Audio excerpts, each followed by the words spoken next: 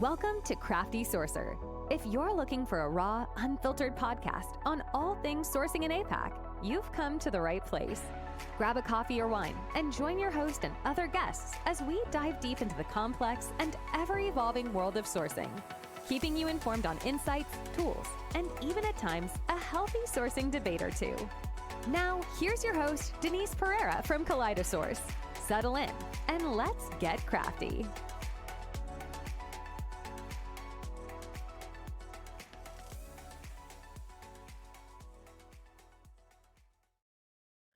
Hello. Welcome back to another episode. My name is Denise Pereira and I'm your host of the Crafty Sourcer, where we talk about all things talent sourcing with guests who are no stranger to what talent sourcing can bring to your business.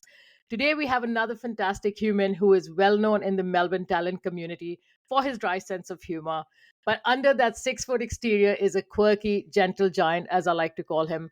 Today, we're going to chat about planning for your sourcing strategy and what are some considerations we need to be keeping in mind.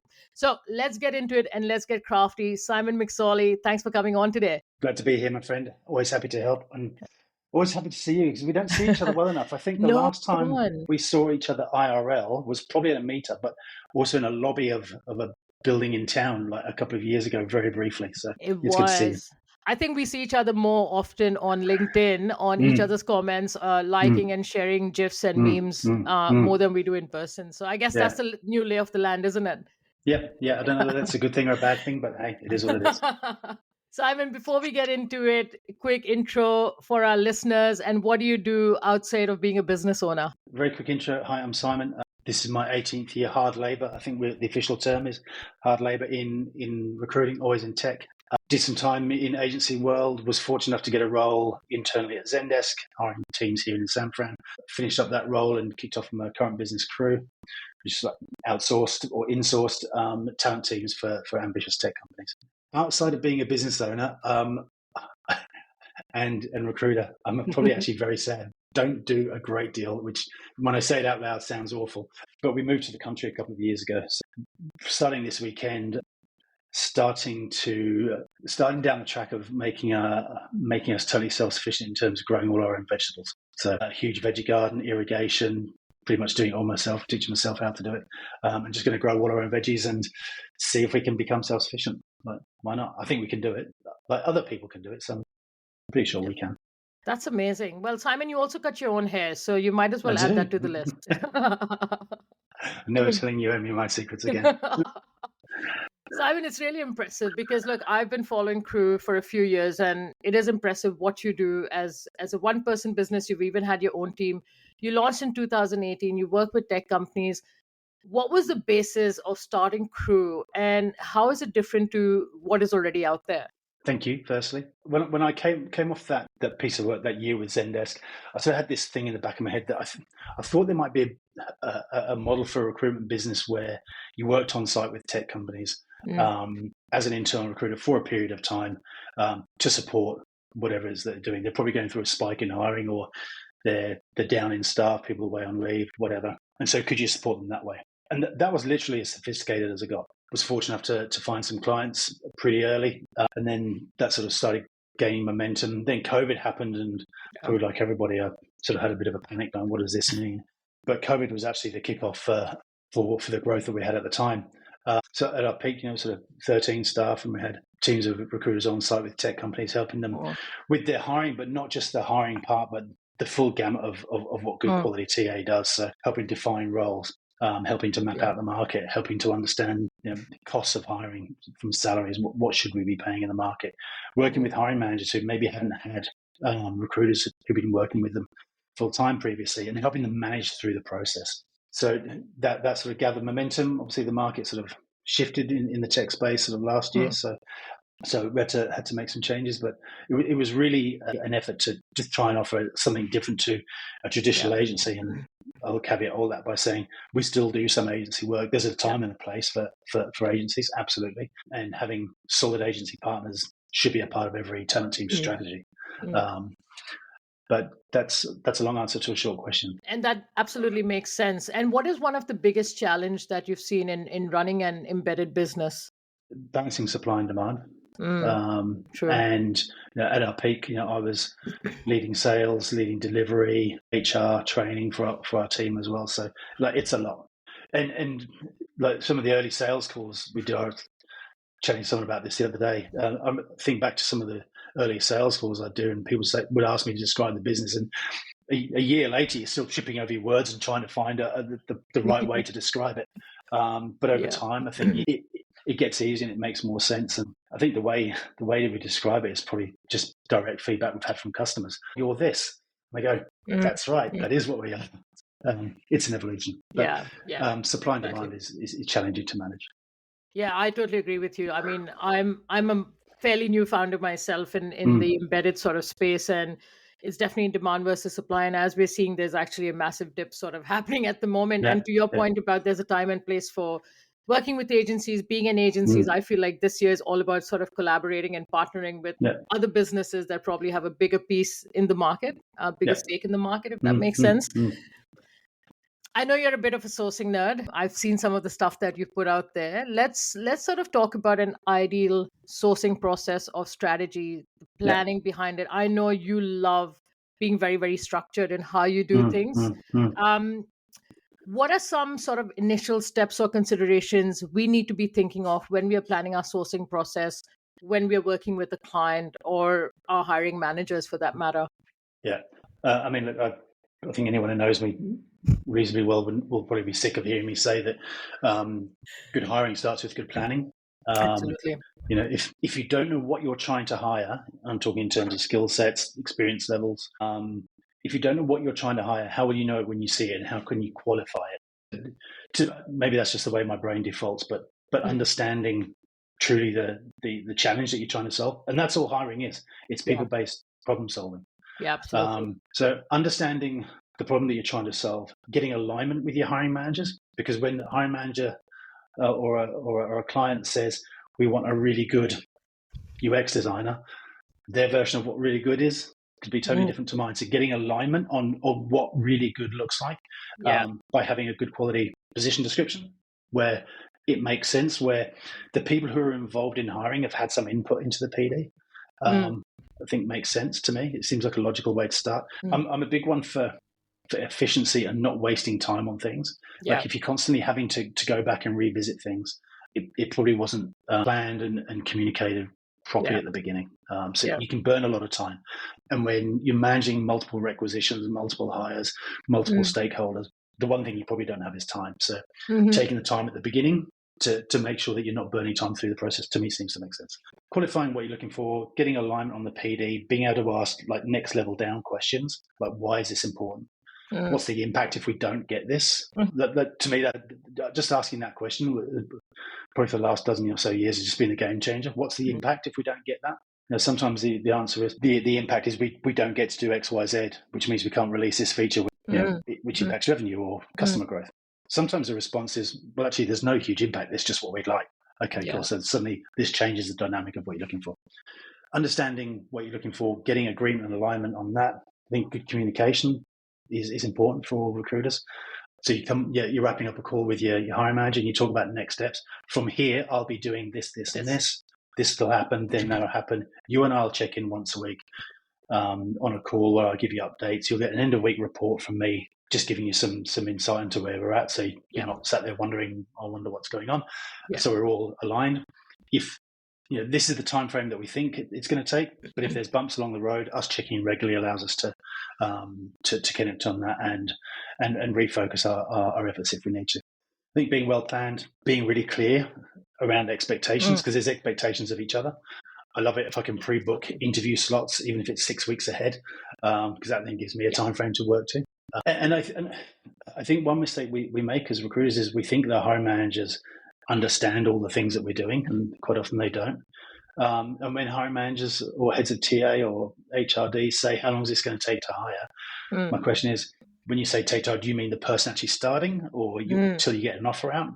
From now until the person starting, it's probably 3 months. If someone's working, they've got a month's notice period. We're probably a couple of weeks to get through an interview process, potentially a couple of weeks to get sourcing. You made a very crucial point over there, and I was actually thinking the exact same thing. Is that hiring managers sometimes think they should actually ask recruiters as well? Is that, what is your process? Talk me through your process. How is this Yeah. all going to work out? Because you're right. Because we can't assume that hiring managers know what is our role here and what we Yeah. do. We should be Mm. explaining that from the onset on how this Yeah. is going to work. And once we have all the information, we should list out what our next steps are going to look like from there onwards. Yeah. Yeah. Yeah, I agree. We have some very particular terminology that we use that to hiring managers sometimes can be like a foreign language. So explaining this and talking through it is super important. Yeah. One thing you mentioned, Simon, a few times was the word misalignment. And in a hiring process, usually outside of other reasons, the reason why relationships go pear-shaped is because of misalignment. The reason why we are not as effective, as efficient, we have to keep reinventing the wheel, keep going back for that one role is because of that misalignment, because of the miscommunication, which also sometimes makes me think there's two sides to that. One is the recruiter, the sourcer, they don't know the area too well. They haven't built that relationship with their hiring manager, or they haven't really asked good questions, good clarifying questions, or the hiring manager is actually not good at what they do. I mean, a lot of people are in a hiring manager seat, but doesn't necessarily mean that they know how to hire. It makes me think few companies invest in training their hiring managers in from a recruitment side. In your experience, what do you sort of see, or why do you think hiring managers are not given the right training, the support, or the guidance when it comes to recruiting for their teams? I think there's a couple of things. I think hiring managers who are early in their career in building teams, that's terrifying. The first time you've run a team, and you're for the most part, in my experience, people are unless they're psychopaths. And I'm being serious. Unless they have no comprehension of the outside world, and it's all about them. A lot of hiring managers can find it incredibly intimidating running a team, leading a team for the first time. What if I do something wrong? What if I say the wrong thing? And so I think this thing of hiring is something that gets sort of pushed down the track, and we kind of never eventually get there until it's time to hire. I think there's also this thing I've quoted a couple of times. Tim Ferriss talks about the theatre of productivity. Learning how to hire and how to interview doesn't feel productive in the moment. Having team meetings and shipping things, and these are all things that make us feel productive, or make hiring managers feel productive. But sitting and thinking deeply about how we're going to articulate what our team does, how we're going to screen people, how we're going to interview people, it doesn't look and feel productive, but it's actually one of the most productive things you can do. It is. So, look, I think to your point, I think the responsibility of the clarity of that communication has to lie with the recruiter. But to me, that's part of your job. Being able to articulate the process, checking in. Putting most of my clients and most of the teams in the past have always been sick of me saying things like, does this make sense to you? Am I being clear? What do you want to add? What do you think we've missed? But unless you're constantly checking in, how do you get that alignment? How does your version of what good hiring looks like resonate with the other person? So I think that's important. I think the other part of the answer to your question is recruiting's hard. It's got a lot of moving parts to it. Everyone's got an opinion about it. Because most people who've got the opinions have done one component of recruiting, but very few do the full cycle. And I think we all generally talk from our own experience. You and I are talking about our own experience, and that informs our worldview. So hiring managers are no different. They talk about the parts that they're comfortable with, they know. Doesn't mean they're wrong, doesn't mean they're bad, but their view as a whole might be quite limited. So I think it's on us as recruiters to own the process, own the communication. And I think to do that, you kind of need to be confident that you know what you're doing in the first place. Exactly. And I think for new recruiters, new sources, they don't like, my observations, they don't like people thinking that they're unsure, so they don't ask the right questions. And then that usually comes back to bite them.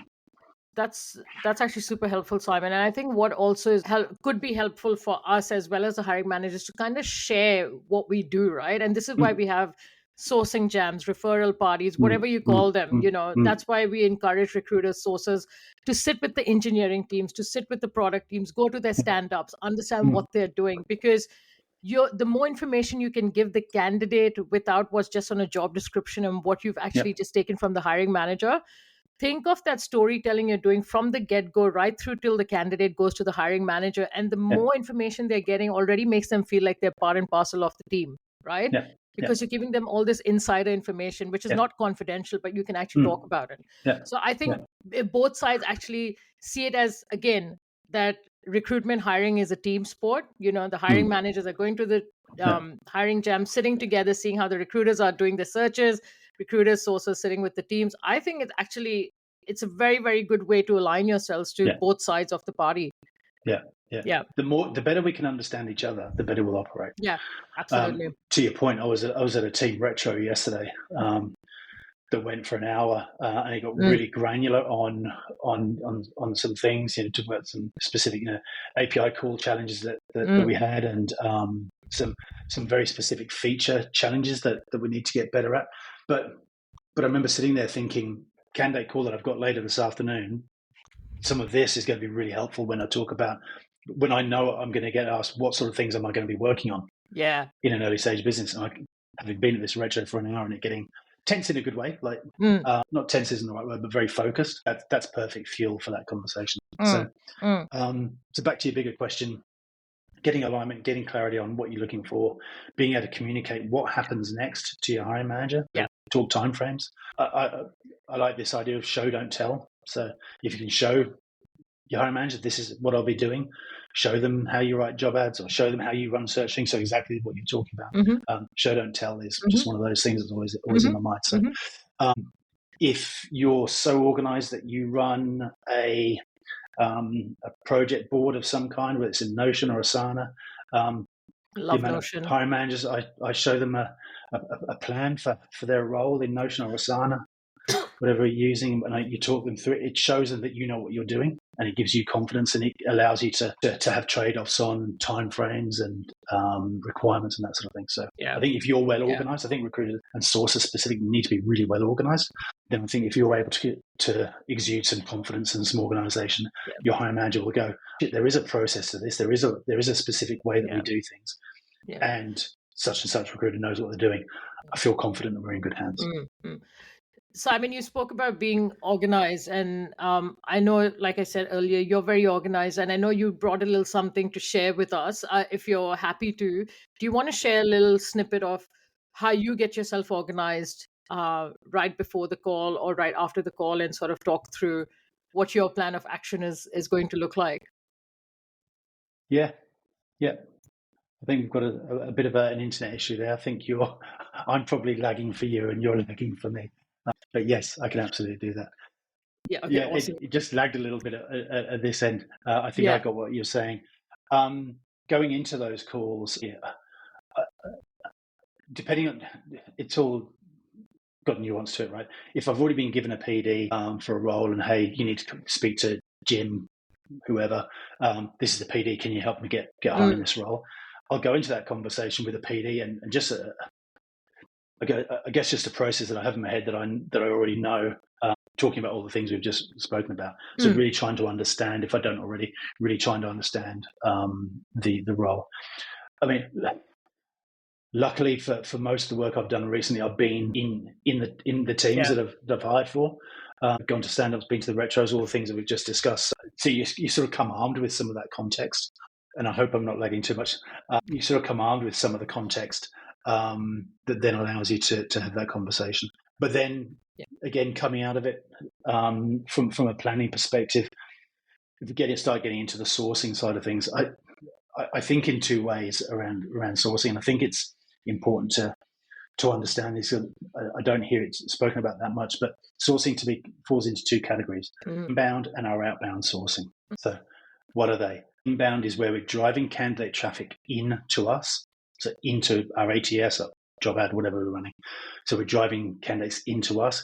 Outbound is when we're going out, speaking to potential candidates. They're not candidates yet, they're potential candidates who are probably in jobs already somewhere else. And we think that based on the information that we have, that their profile might match the requirements of the role, and we want to try and have a conversation with them. So I think it's important to think inbound and outbound. When people say to me, all they did was put an ad on Seek and interview people, and then they found someone. Well, that's not necessarily a bad thing. The thing is, we don't know where our candidate's going to come from. Yeah. So we've got to spread that net really as far as we can. There's pros and cons to both. Mm-hmm. If you're relying solely on inbound, you need to understand that your inbound is potentially going to lack quality. It's going to have high quantity, depending on the market you work in. And all those applicants you have competition for, because they're not just applying to your role, they're applying to other roles. Yeah. So there's challenges there that you need to build some kind of system to be able to work through that. So again, being able to identify really, really rapidly which candidates, which applicants you want to be able to talk to. Some ATSs and some AI is great for that sort of stuff. Some keyword matches and that sort of thing, some ranking within ATSs. That's brilliant. With your outbound, the potential challenges you face there are your target size of the subsector that you're going for. There might only be 20 people who match the skill set and the experience level that you're looking for. And if all those people are happily employed, then you might get a low response rate.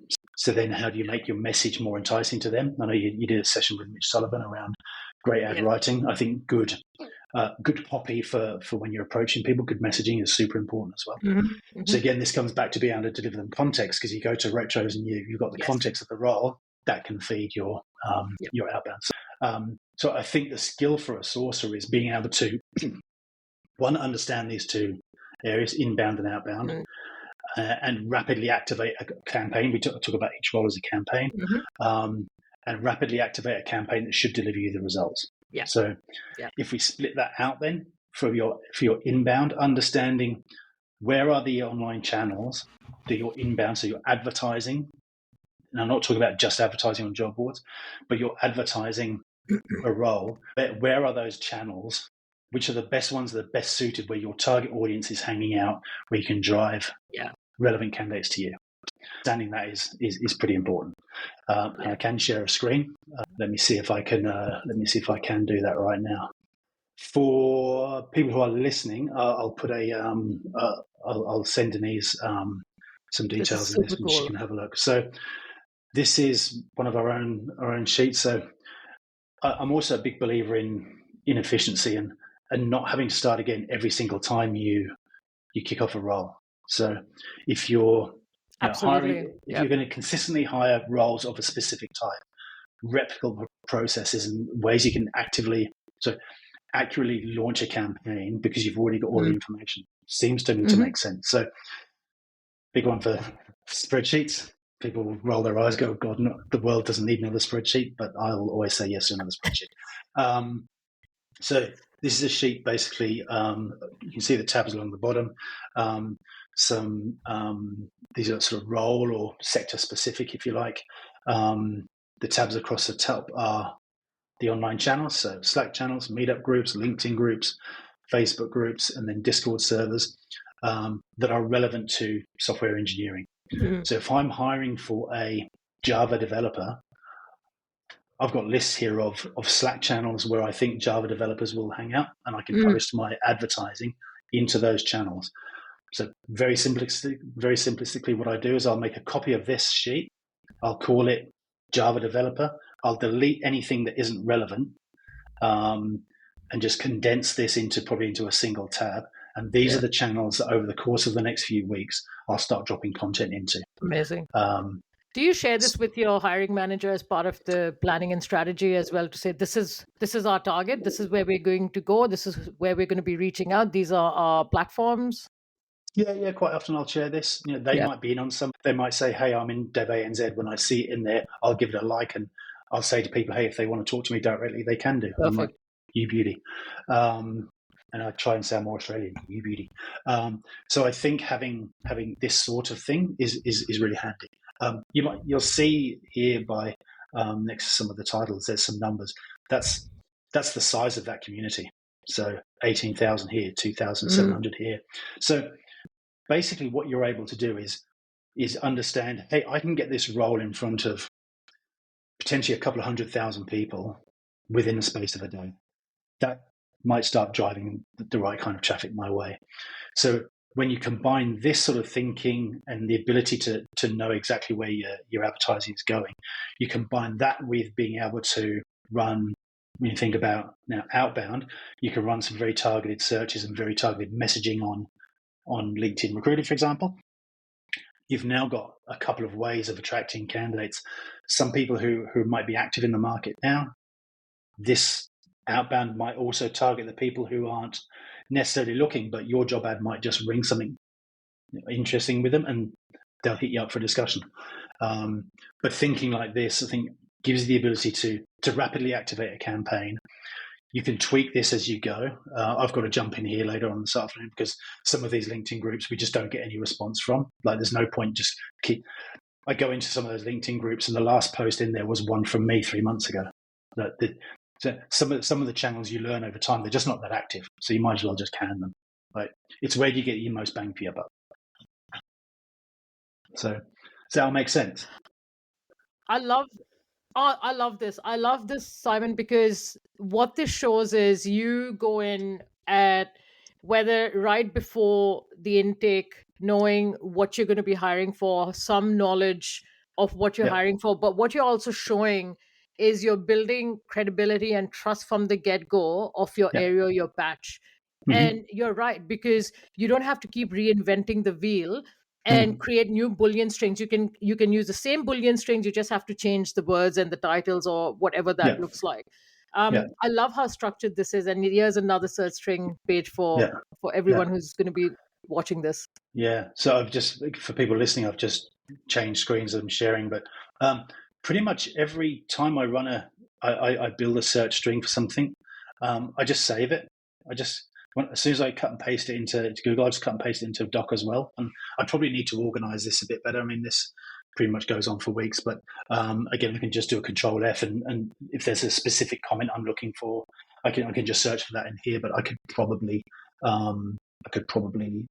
organize it better. But I mean, this one here is probably not a bad example. I might just expand that for people who are maybe watching this. This is taken directly from a brief, and on the subject of sourcing strings, I think one thing that I see with particularly with new sources sometimes, like if it doesn't work straight away, they give up. Like the amount of times I've run some sourcing training where we talk about search strings and people will write a string and it doesn't give them the results they want. They go, "Oh, well, that didn't work. Bloody hell! Like, what was the point of this?"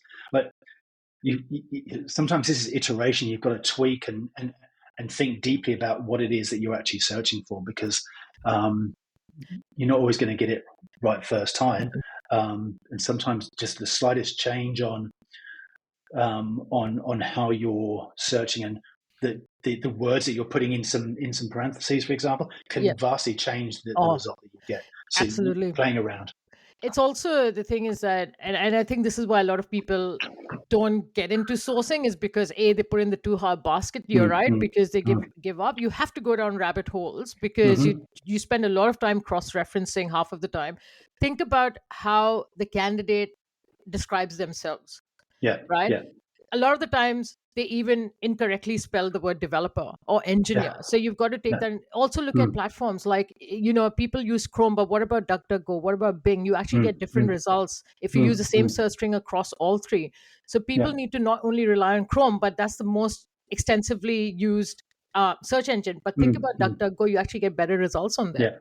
Yeah. So people need to be thinking along those lines. Yeah. I think the other thing as well, that I think once you start, I think the more you do this, your thinking around it starts evolving. You do get a bit more nerdy, but I think something I've learned probably in the last few years is to search for the activities that you want this person to do, not just necessarily the skills that you're looking for. Like, the skills are one thing, like the technical skills is one thing, but what's the purpose of this function? So for this role specifically, you can see here we needed someone who had experiences leading distributed teams, or overseas teams, or globally dispersed teams. So I was just thinking of different ways to describe this, and this actually, was this string actually worked really well. So thinking about searching for the activities that this person is going to be doing, not just the technical skill set. Like, they're kind of two different things. Because if I just search for a software development manager in a certain tech stack, I'd have got a whole bunch of those. But for the most part, they would probably all just be local, managing local teams, and that's not what we needed for this specific role. So probably just a good one for people to play around with, when you've got, when you've got the time to sit and play around with strings, just think differently about what is it I'm actually looking for. So people might find that helpful. And then again, I think I'll just got this. I think it's also a good place, even with the search string, Simon. It's also a good time where you can actually bring in, your hiring manager, or even people from the hiring management team, and ask them, if you were, what terms would you use? Because sometimes people use different terms, and see because different. A bird's eye view, right? Different people have different perspectives. You might get different results. And this is why people have sourcing jams as well, is because it just gives you a whole different set of results that you may not have come across. Not that you were doing anything wrong. I always say sourcing, there's no wrong way of doing sourcing. You just do it differently. No, absolutely. I mean, this is one that worked sort of quite well for me, just thinking differently around how to find engineers in Melbourne that were C# engineers who had their email on their resume. So just sitting around and playing with some of these. I was thinking this one here. I was thinking about who else is advertising specific roles. So some of the major ATSs also have their own jobs page. So you can. I was in on a conversation yesterday about the hidden job market, and I sent a couple of these sorts of links to someone. They went, I found a whole bunch of jobs that venture capital firms, VC firms, were advertising through their portfolio. And sometimes there's, I think Airtree at the moment have got like 700 roles on their Gitro board. That's for anyone listening. That's the VC fund has portfolio companies who are all advertising roles, and they'll put them all together in one space. So if you're someone in tech looking for a role, with a startup or a scale up, they're good places to go. So. And another one is even attendees. I think that's sometimes such an overlooked way to find easy sort of people, like passive people sort of sitting over there is attendees. So many underutilized sort of ways to find people, isn't it? Yeah, absolutely. I've been a big fan of just straight Google searching, platform searching for a while. And this sort of string for me has generally worked pretty well. So this the pre part here. So just looking for online profiles, online resumes, online CVs of people whose CVs are publicly available. They may know that they are publicly available. They may not. Don't know. And then these are obviously then the titles as well. The specific skills and locations that we're looking for. And I think it's a really underutilized one. I remember showing this to a hiring manager once. He said, "So, what platform are you searching on this?" I went, "Google." I went, "Yeah, but that's the search engine you use it. But what platform are you searching?" I went, "No, Google. Like we're running a search on Google." And I showed it to him. Exactly. I think even a lot of recruiters tend to get really surprised that you can find email addresses, you can find phone numbers, you can find resumes that people have put out there. Like even if you go to like about me sections, like even under GitHub, there's so many different ways. But that's what I love about sourcing is that you have to go down a rabbit hole, because you are going to discover so many things that you didn't even know was out there for that one person. Which is so interesting. But thank you so much for showing that, Simon. Good. Two more questions from me, Simon, and then I'll let you go. Let's talk a little about tech stack. And I think it's really important whether you're a recruiter, whether you're a sourcer, how simple or challenging, and you obviously run your own business as well. You work with so many amazing companies. How simple or challenging is it to build out your own tech stack? Like, what does it take, and what are some considerations people need to be thinking of? I mean, budget is obviously one thing. So I think you're talking like from a TA, like a broader TA perspective. Yeah, just even like, let's say sourcing, recruiter, let's say, you're working with the client, you're helping them build out a tech stack. Yeah. I mean, I think a good quality ATS is a must. And on ATSs, I think the one thing I don't see it happen enough is someone in talent teams. It should probably be talent ops, and our friend Stefan will probably roll his eyes, but I don't see enough database management. I don't see enough codification of communities in databases. Like every engineer that comes in should be going into a bucket somewhere. Like if we're never going to be able to hire them, they should get deleted. Making your ATS part of your sourcing plan, like that should be part of one of the first places you go to. Absolutely.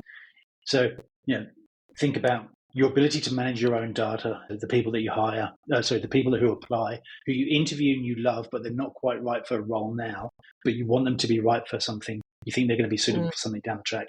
How do you stay in touch with them? So are you doing your own newsletter to candidates once a month? Are you scheduling an hour a month just to pop in calls, like just quick check-in calls with those people that you interviewed that you really liked?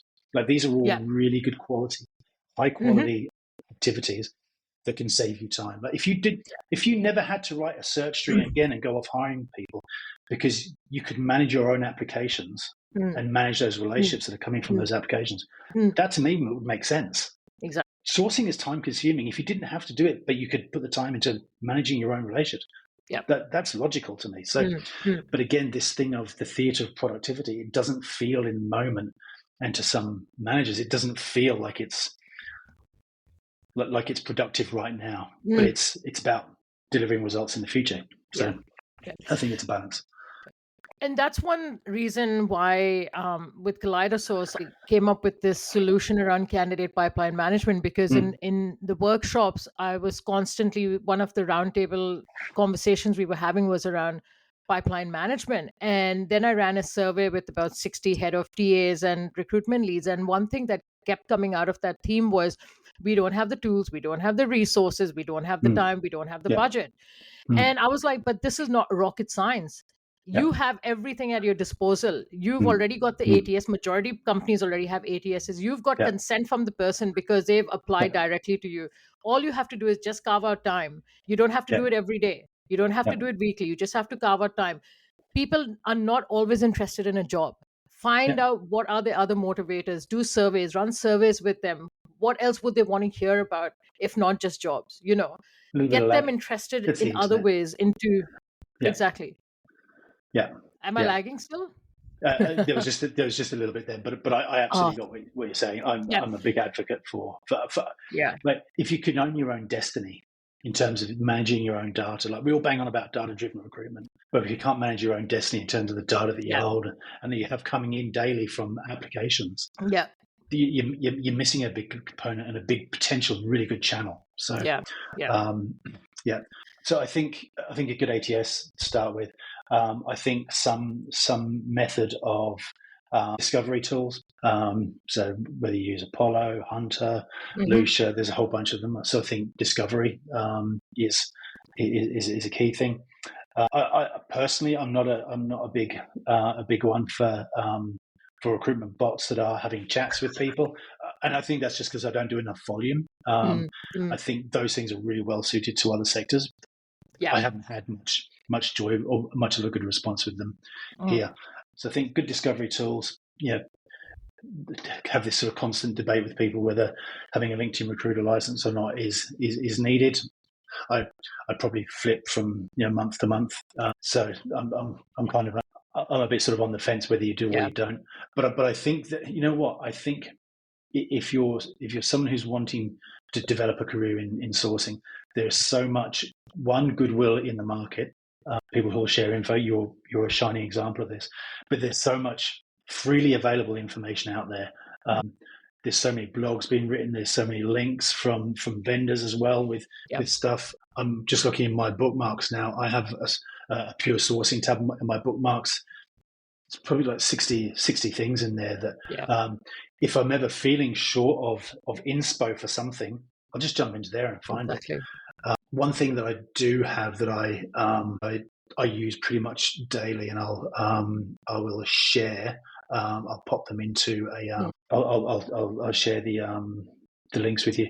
It's some simple JavaScript code applets that you can put in your toolbox, where very basically you're on a LinkedIn profile for a software engineer. You highlight their name, you hit your applet, and you go straight to their GitHub repository. Yeah, that's awesome. So some of these simple efficiency things I still use all the time. So I've got one for Medium. So if you're someone who hires in the sort of creative space, people who write a lot, Then medium will work. Git search, simple. And then the LinkedIn search, the use case there might be you're reading a press release about a tech company that's hiring, and the CTO is talking about XYZ, and you think that company runs a similar tech stack to you, and you want to understand if there might be people that are available or open to discussion from there. You can highlight his name, go to the LinkedIn search applet, and it'll take you to his LinkedIn profile. And from there, you can then start doing some digging. Yeah. So I'll share those with you. There's so many different ways to find someone, right? There's no one way to find someone. And this is what people ask me, is that, should I get rid of my LinkedIn recruiter license? And I'm like, look, every time I've had a recruiter license, I've barely used it because I've always found different ways to find people. I'm like, look, if you have it and your company can afford it, keep it. But if you're a one-person business, I would say there are different ways of finding people and use that money in other areas where you can. Simon, one more question, and this actually comes from Darren Bush from the UK, and he listens to the podcast every now and then. So we started this new sort of segment where people will put in questions, and then we put it out to our guests that come on. What metrics do we need or should be in place to measure a sourcer? What metrics could you use to measure? I think measuring, there's so many things that a sourcer does. I think it's easy to get caught up on metrics, but I think the metrics should be of the things that move the needle significantly for you. So I think that's the first thing. I think messaging, like which messages resonate the most with. So if you're going outbound, which messages are giving you the best return rate? Again, in the same way that I save every search string, I pretty much save every outbound message I've ever done. I should categorize them a bit more as well. I kind of loosely have the ones that work well for engineers, ones that work well for designers. For me, I have one that the subject line of messages is really important. The one that works for me the most is blatant recruiting clickbait. Like, people get that in a message, you're going to open it. You're laughing. Like, people are going to open it. So again, with messaging, we're going down a bit of a rabbit hole, but that's what sourcing does. What's the purpose of the message? The subject line is just to get somebody to open the message. The message is what is trying to get them to get a response. Get a response, you want a conversation. You send out a message, you're not trying to hire that person straight away. You're only focusing on what's the next part of the step. This is like service design, right? When you're thinking about service design, like how do you iterate on the next step? So the subject line is only to get them to open the message. The message is only to get them to respond. The response is just for you to get a conversation. So blatant recruiting clickbait, I haven't measured it recently, but I'd say I get over 75% response. And most people go, mate, that was hilarious. Happy to have a chat, or that was brilliant. Love your subject. Hey, I'm not in the market. But I get responses from them. So I think that's one example. But measure the metrics are the things that can make the biggest impact on what you're doing. So I think response rates from outbound. I think response rates from your inbound. So how can you do that? If you're running an ATS like Smart Recruiters, like Greenhouse, you can create a separate URL for each posting. So that URL points back to your job ad, but you assign that to a channel. So if you can take the time, so going back to my channels master list, you could create a separate URL for each of those channels that you're going to use. Say you're going to use 10, separate URL for each of those. That's the URL you post into your job ad that goes into that channel. And you name it. And then when applications come through from that channel, that'll tell you which channels are the most productive. That might help you refine your list even more. Because if you did 10 channels and you only ever got responses from 3, dump the other 7, you're probably never going to need them again. But these are the 3 that give you the best response. That's where you should spend your time. If that was in Slack, for example, when you go to your Slack community group, you can see the names of all the people there. If you're getting most of your responses from that Slack channel, maybe that's where you need to spend your time messaging people directly. Like maybe that's the way you need to go. So every sector is slightly different. So the metrics that you choose probably would change, but they're the ones that jump out to me the most. The ones that have the highest impact on the return you're getting for the work you're doing. I think it's also very important to, first of all, classify on what kind of roles the source is going to be working on. Yeah. And not just Yeah. being pulled in every direction. And then, okay, just Yeah. because you're working on a product manager role, we're going to actually, your metrics are this number Yeah. of people that you've reached out to, because people, for some reason, assess you based on quantity. And if you punch out 200 numbers and you get 100 people in, and then 50 come in, and then 5 are shortlisted, you're good at sourcing, which is not actually really Yeah. true. Yeah. Yeah. That was awesome.